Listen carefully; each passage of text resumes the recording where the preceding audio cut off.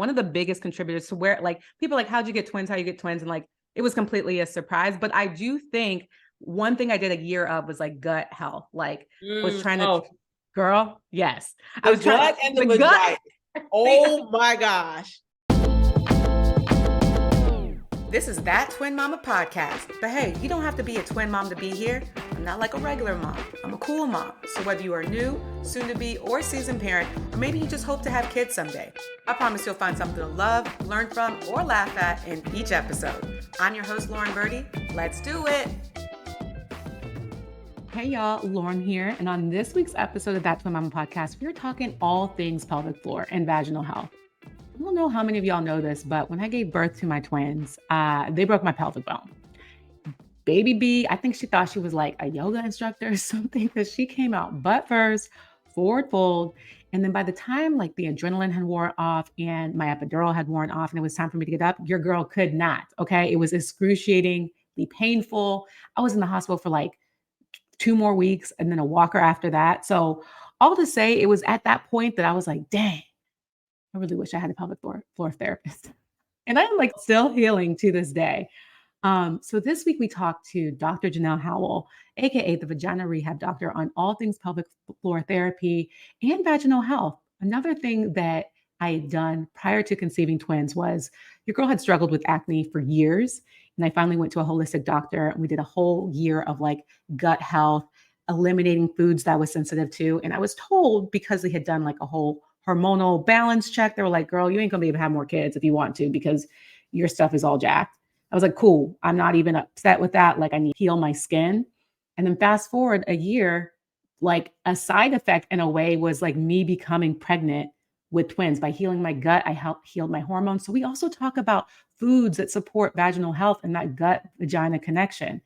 And then there's just things that like while you're pregnant that you don't even may not even realize is about your pelvic floor, but like, you know how you have to pee all the time when you're pregnant? I'm talking to you pregnant people. And then like after you have babies, like sometimes when you jump or sneeze, a little bit of pee comes out. Like it's just all the things. And even just like your sex life pre, post, and during pregnancy, we talk about it all. So if you are a mother, a soon to be mother, a sister, a daughter, anybody with a vagina, even if you don't identify as a woman, this episode, you're going to get something from it. If you are a vagina CEO, is a term that is coined by Dr. Janelle Howell, which I love. If you got a vagina, you're going to learn something from this episode. And then to my people with penises, I don't know what to call y'all, but even if you don't have a vagina, there are some gems in this if you want to learn a little bit about what we got going on down there that will help you. So let's get into it, learn a lot, and I hope y'all enjoy. Welcome y'all to That Twin Mama podcast. I am so beyond excited for our guest today, y'all. I've been a stand for her for a minute, fangirling over here. We have Dr. Janelle Howell, who is a doctor of physical therapy and a woman certified specialist, AKA the Vagina Rehab Doctor, preaching the vagina gospel, y'all. Hallelujah. Love her stuff. Dr. Howell is a pelvic floor therapist and board certified women's health specialist who has taken social media and content creation by storm with over 250,000 followers and over 1 million views on multiple platforms. She's also the owner and the founder of V Rehab Services, LLC, an online and global educational business that teaches women and people how to overcome sexual pain, urinary incontinence, so they can live a life of pleasure and confidence. Her primary audience online are individuals that she has coined Vagina CEOs, which is an inclusive term allowing individuals who do not identify as women to feel welcome. Her content is focused on open, honest, and inspirational awareness regarding vaginal health, pelvic floor fitness, and sexual wellness. Her self-proclaimed job is to create a global culture of radical vaginal health and unapologetic self-love and care for the top-notch quality of education and a little entertainment, y'all.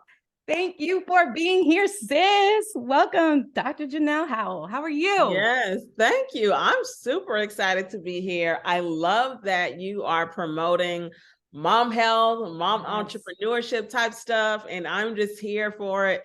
Anything related to the pelvic floor and your vagina, you know, I'll talk about it. Thanks for having me. Of course. I'm excited for you to be here too, sis.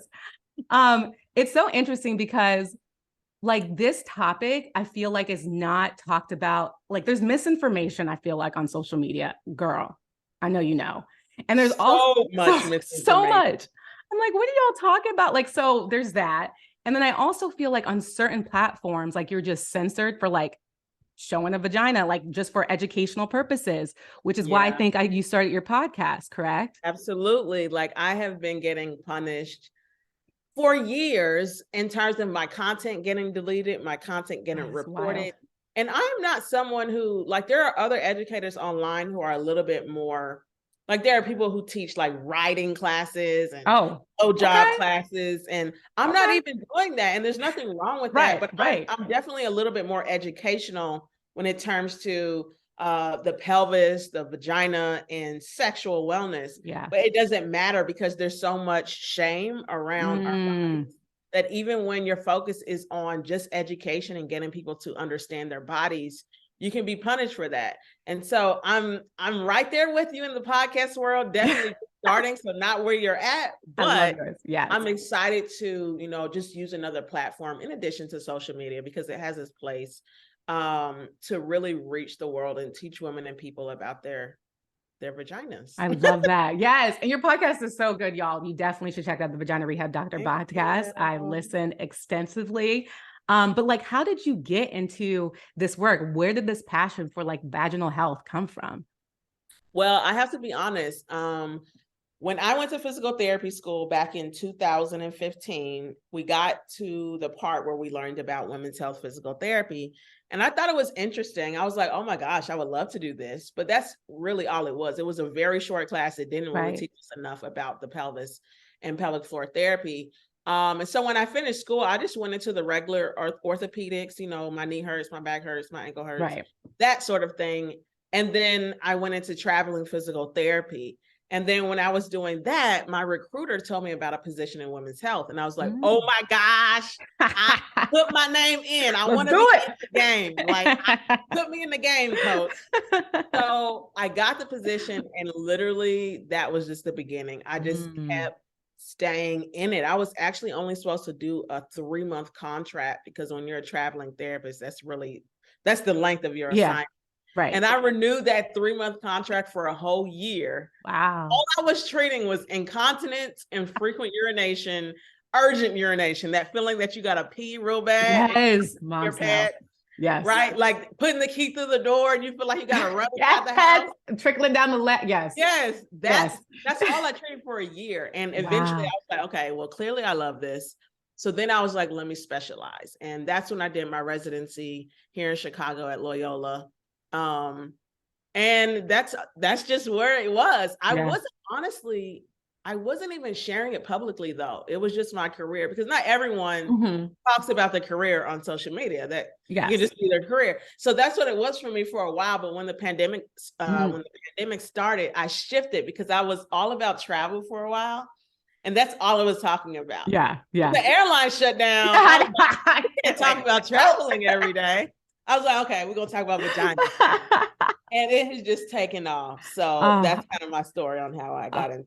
oh, I'm so glad you did. And I just love that you're a Black woman in this space because I don't know, I just don't see that many of us like really talking about it, putting themselves out there, maybe because there's like stigmas attached to being educated about your vagina and being a woman of color. But I just appreciate you taking up space and being educated in it, but also hilarious. Like it's not super serious. So I just appreciate you taking up Yeah. space, Oh, sis. thank you. I really appreciate you too, as a Black woman and someone who's sharing your platform. It can be difficult, I would say, collaborating with other, I don't want to call you an influencer because Yeah. you're not just an Right, influencer. I right, want to say educators right, right.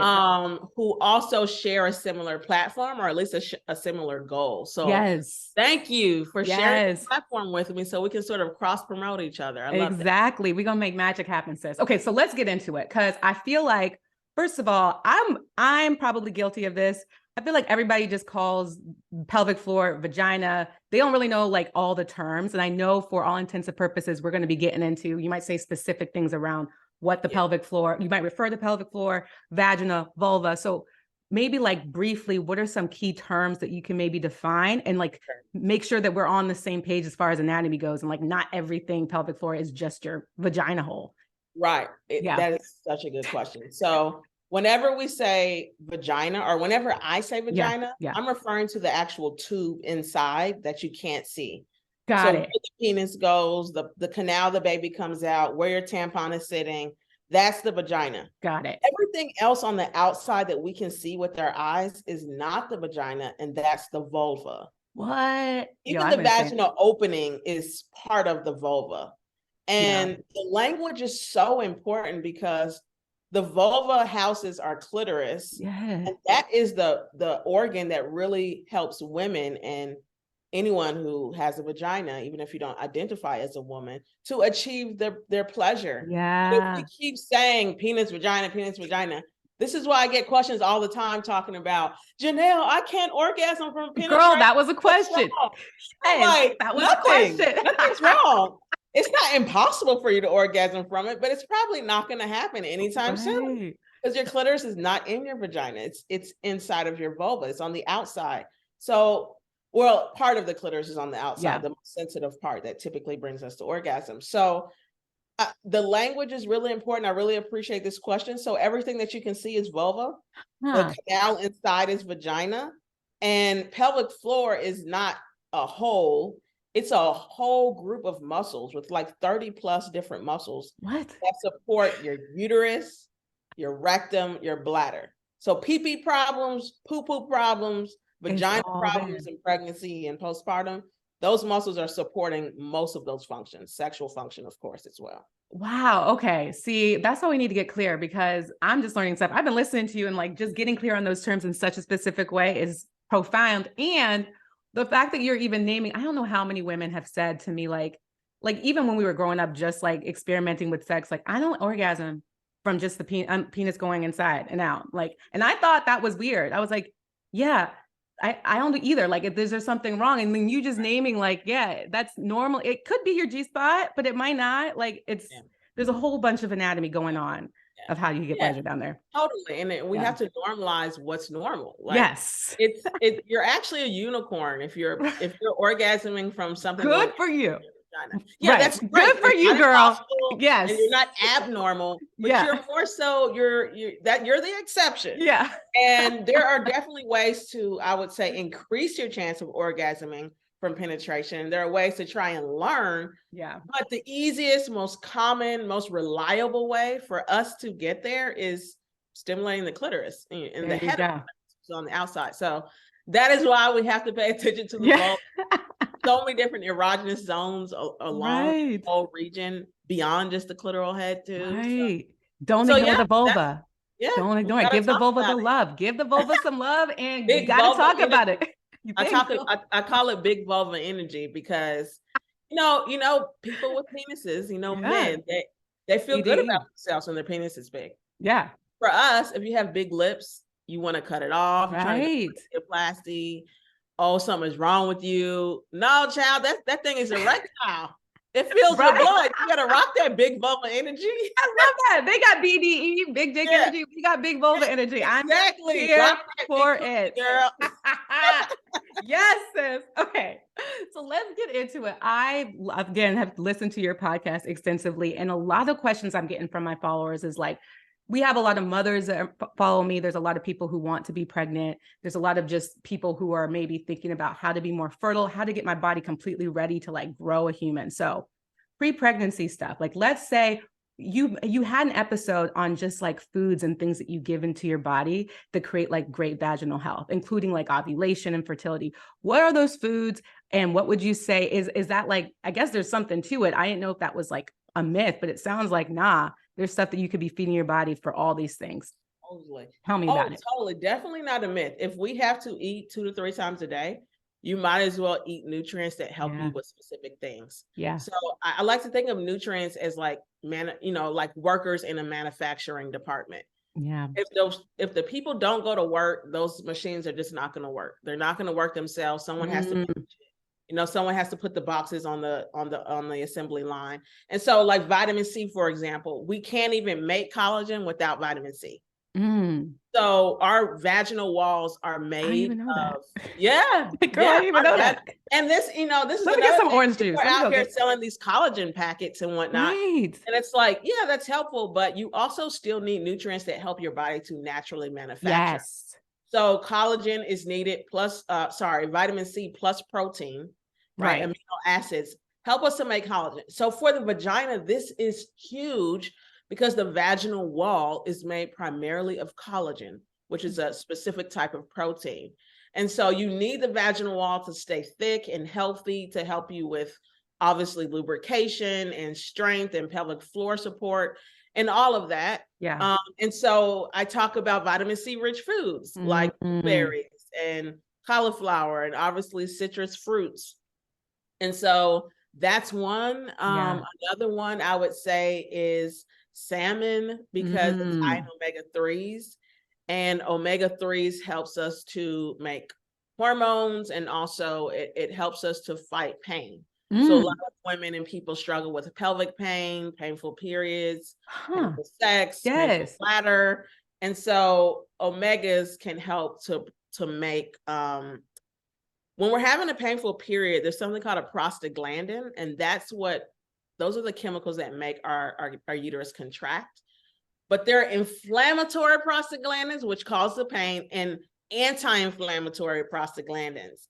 And omega-3s helps us to make those anti-inflammatory prostaglandins, which can tremendously decrease your period pain and your overall pain in general. So omega-3s can be found in salmon, chia seeds, almonds, olive oil, right? So those healthy fats are really going to be helpful for overall vaginal and pelvic health. You want me to keep going? No, I feel like that's amazing. And it's interesting because like you kind of named it, like there's these collagen packs and there's vitamins you can take, but like nothing's going to absorb nutrients better than just food. Like food is like your best source of getting stuff your body needs. Yes. So like I'm about to add all the salmon to my cart because I have really painful periods currently. I always have. And I mean, I didn't even know that was something that I could do. Like let me say one more thing. So that in combination with decreasing processed sugar. I'm not talking about fruits and I'm not talking about whole grain bread that eventually turns into sugar. Got it. I'm not even talking about like a controlled portion of a dessert after a meal. Right. But many of us are like eating a bagel or a donut and coffee, and that's our whole breakfast. Nothing with sugar. Or maybe we have a bowl of cereal. We haven't combined it with any protein to slow down that rise in sugar in the bloodstream. That's going to create more inflammation in the uterus and contribute to painful periods. Yo, see, it's so all connected. And like, I'm such a believer in this because like, I've told this to a couple of like, I've shared this a couple of times, but one of the biggest contributors to where like people like, how'd you get twins? How you get twins? And like, it was completely a surprise. But I do think one thing I did a year of was like gut health. Like was trying to, girl, yes. I was trying and the gut. Oh my gosh. They're in a marriage. Yes. They are talking to each other. All the time. There's actually research studies that are called the gut vagina crosstalk. Yes. Because they're the biggest microbiomes. You have the gut microbiome and the vaginal microbiome where all this bacteria lives. The rectum is right behind the vagina. Right. So there has to be some interdependence between vaginal health and gut health because they are so closely connected physically, but then also their function. They have the bacteria, the good bacteria. So listen, if your gut health is poor, you're probably going to have more yeast infections. Yes. You're probably going to have more UTIs. Exactly. And you're probably going to have a harder time getting pregnant. Like I was told, I was going in for my skin because I had really bad acne. And she was like, are you trying to have kids? Because it's going to be real hard for you. I was like, nah, I'm good, sis. This is for this. I wasn't even thinking about kids. We had our first. I wasn't on my radar. Fast forward, I cured my skin and then boom, I was pregnant with twins. What? That was just that was just a symptom or whatever you call it of that. That wasn't the goal, but that's what happened, right? So I'm telling you, all that stuff is connected. The gut, your hormones, your vaginal health. Of course, it's connected to your pelvic floor. Like you poop from your gut. Like it's all, they're all in like this little clique talking like, yo, she doing this. I'm gonna do this then. Like seriously. Okay, so let me tell you this. And by the way, your skin glows. Oh, thank you. So y'all can't see her face right now, but I'm sure y'all follow her on Instagram, so y'all know her skin glows. It took a long time. I'm gonna put whatever you did. I need the rundown right after this podcast is done. I will. I got you. 3 zits on my chin right now. I got you, girl. But let me tell you this. So I struggle with my hormonal health because I have polycystic ovarian syndrome.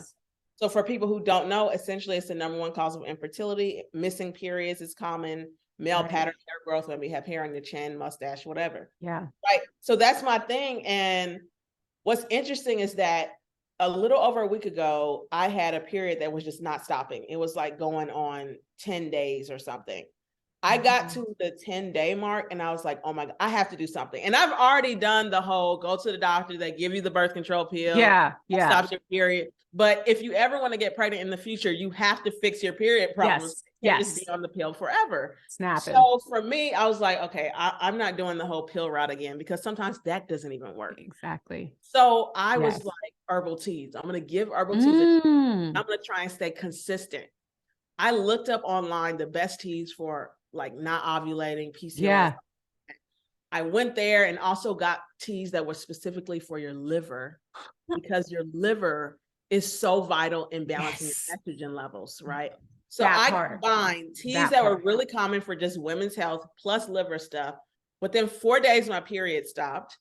Let me tell you this, my previous period lasted almost 2 months. Girl, bye. Nope. I quit. 2 months. I quit. And people don't talk about this enough, but listen, it is so common for the PCOS community and really who have heavy periods and don't have PCOS. So that was the first thing. Then I went back to the tea shop. I was like, oh, let me go back. So I went back to the tea shop and I created my own blend, not for stopping my period, because I was like, okay, my period has stopped. I want to focus on just my hormonal health. Right. PCOS. So I got teas like spearmint, because that's good for lowering testosterone. I got ginger because that's good for your gastrointestinal. Yes. I got some things that I combined it together. And when I tell you my bloating has completely vanished, girl, like I literally am just calling myself skinny girl now. Girl, I'm not skinny by no means. I'm not skinny by no means, but my stomach is not constantly looking pregnant. Right? Because that is a thing, especially with our period. We feel like that every month. Oh my gosh. The combo though, while we're on this topic of gut health, this is the thing that really got me. I can feel that I'm approaching ovulation. And for me, it actually usually takes longer, again, because when you have PCOS, you don't always ovulate. Therefore, you don't always get your period. Got it. Yeah. And therefore have a more difficult time getting pregnant. Listen, yesterday I was not aroused at all. I was like, why do I feel so wet? Ooh. Right? Because it's not an arousal wetness. It's just all of a sudden you feel more moisture. Oh, and I was like, y'all, this herbal tea. But I saw the connection between my gut and my vagina, and obviously ovulation and all of that. So I literally did an ovulation test yesterday. I'm not quite there, but I can tell it's approaching. It's coming. Wow. Yeah. So I love that you brought that up, like focusing on your gut. How do you feel after a meal? Yes. Feel bloated and pain. You shouldn't. Exactly. And tired. And listen, we know they ain't doing nothing good. No, that is what, girl, you need to package up that tea and start selling it. I don't know what it is, but sign me up. I'm still doing my research, because you got to do due diligence with people. Right. Exactly. Health conditions. You keep me posted. Listen, I'm writing down all the changes. I'm documents. Yes, girl. I'm drinking it right now. There you go. There you go. Let me get some of that. I'm loving that you're bringing this up, because I've not been affected. Well, maybe I am affected by PCOS, because so how does someone know that they have it? Because I have friends that they know gone to the doctor because they didn't get a period. But you're also saying that someone with it could have a period for a long time or have really painful periods. Like, tell me how do you know if you have it, and what, with your experience? So I'm going to tell you, number one, the official diagnosis has to come from a medical doctor. Yeah. Okay. So you cannot say, oh, I listened to the twin mama and don't diagnose me on the podcast. No, y'all. But gotta see there are 3 criteria. Okay. And if you have 2 of the 3, essentially you have PCOS. Gotcha. Got it. But again, you need to get that confirmed by your gynecologist, medical provider. Number 1, you can go typically longer than 35 days without a period. All right. So if you're regularly going longer than, I know people who can go a year. Yeah. They're not pregnant. They're not even having sex. They're just not getting their period. So that's number 1. Yeah. Number 2, you have either signs of high testosterone, like a lot of hair growing on your upper lip, a lot of chin hairs, chin, really bad acne, maybe hair on your belly. So signs of high testosterone, or it's confirmed through a blood test. So you go and say, okay, I want to check my testosterone levels. If they tell you that it's high and you also have periods that last longer than 35 days, that's already 2 of the 3 criteria. Right. And then the last thing is cyst on your ovaries. And this is not the big ones that can burst, the painful ones. It's not the same thing. Oh, right. It's the small cyst-like sacs. We all have these little cyst-like sacs on our ovaries, but when you have more than you should, that essentially means your body is trying to ovulate each month and it doesn't. So then it makes a new sac, a new follicle, and it tries again. It gives up. Okay, then it tries again. So you have all these follicles on your ovaries, and they don't typically cause pain. Right. So if you have pain, it's not necessarily due to the PCOS. It could be because you also have another problem that's contributing to your pain. Are those little cyst things, are they called polyps by chance or no? Are They're that different? called follicles. Follicles. Okay. Polyps is again another pelvic health condition. That okay. I had those. So like, I was just like, it's those the same things. That is wild. Okay. Yeah. Okay. So that is super helpful because I feel like sometimes we just don't pay attention to our bodies and what it's trying to tell us. Like it's like saying, okay, I'll just ignore it. Dang, I haven't had my period. And my girlfriend hadn't had it in 5 years. And she was just like, definitely. Maybe I should go to the doctor. PCOS or she had it. Also another condition that with the thalamus and the hypothalamus. So there's other things you need to check, thyroid and all of that. Right. But the most common form or the most common thing contributing to missing periods is usually PCOS. Right. And that's the most common, like one of the big contributors for infertility. So just make sure you're checking out your cycle, girl. And also just like gut, like we just said, like it might not be that you need to be taking some medicine. It could be just healing your body, starting with your gut and what you're feeding it. The sugar and stress, honestly, things that I almost said F me up, but then I remembered, like, I can't. You can say fuck. We got the podcast. No, I can't because like I do this thing in my church every weekend. Okay. but listen, like stress and sugar. Yeah. Oh my gosh, they will trash your hormones, and especially for PCOS, because when our stress levels go up, our blood sugar levels go up. And that is that. Okay, so PCOS, this is the last thing I'm gonna say about PCOS. Yeah, no, I'm here for it. About other stuff. I'm here for it. The main contributing factor to that with PCOS is insulin resistance. Huh. Yeah. So what does that mean? Insulin resistance means that your body doesn't process sugar very well. Right. And it's probably going to contribute to the development of diabetes if you don't do something. 50% of us will get diabetes by the time we turn, I think it's 30 or 40. 50%. Yo. So this means if you have sugar cravings all the time, like a sweet tooth, but you also don't get your period, or you have ovarian cysts, all this type of stuff. If you just start working on balancing your meals in terms of getting some protein in your meal, also getting some fiber if you can. If you're going to have something sweet or a carb, eat it last. Yes. That alone can make a big difference in combination with decreasing the stress. Like the stress. You can't keep overworking, undersleeping. All the things that is killing your hormones. Yes. And like in a lot of women I know that follow me, like they get stressed about being infertile. They get stressed that they're not, that every pregnancy test is saying no. And like that, not to say that like it's sometimes the stress of you being stressed about it could be also contributing to like a whole entire cycle. So it's just a whole health thing, mental, gut, all of the things. Girl, while we're on the subject of stress. Yeah. You cannot stay pregnant without sufficient progesterone levels. Like maybe you can get pregnant, but it's your progesterone that keeps the uterine lining stable. Let's get into this. It supports the growth of the fetus. That's what progesterone does. If you don't have enough progesterone, maybe you're getting pregnant and then you're losing it before you even know that you're pregnant. Right. So progesterone is so important. And get this, oh my gosh, if y'all listening, y'all gonna shout on this one. Listen. Hallelujah. When we get stressed, the body secretes cortisol, which is the stress hormone. In order for cortisol to be made, it's made from progesterone. So it's pulling from your progesterone bank every time you get stressed.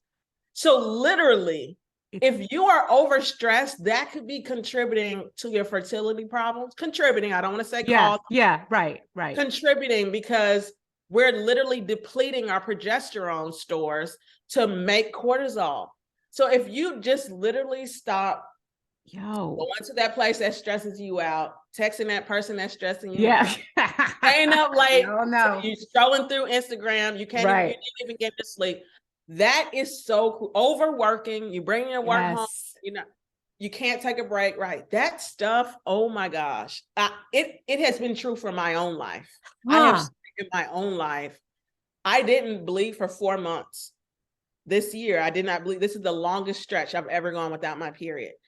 And this is the hardest I've worked in my business. Right? Yep. Now, has my business been flourishing? Yes. Yeah. But has my health been flourishing? Yeah. No. What you trading, sis? Like what you, you gotta, Listen, so you know what I did? I went to Bali for 12 days. Girl, yes. My period came. Girl, bye. My period came. Now, everyone can't go to Bali, but you can at least take 30 minutes to go stretch. You can take some time to drink some tea in the evening. To do what you need to. Like, do what you can do. Yeah. So I love that you're making this connection with, I did not know this thing about progesterone, like needing to even sustain a pregnancy. Like I didn't really realize that. Yes. Are there things that we can do? Like what? And let's talk about the medical professionals that can help. Your progesterones are low. You can also get progesterone supplementation. So got it. Sometimes it's the stressing less ain't enough. Like you need some medical help. Right. Find out what those levels are. Yeah. And even cervical insufficiency, one of the major causes of that is low progesterone.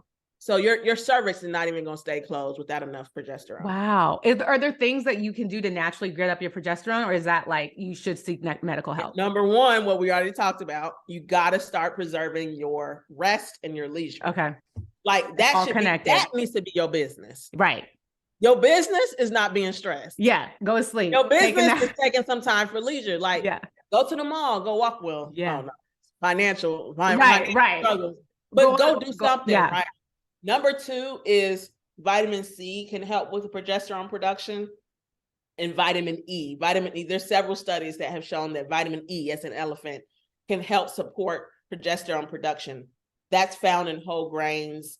Wheat germ oil is just 1 tablespoon of wheat germ oil has your whole daily value. So you can put that in a smoothie.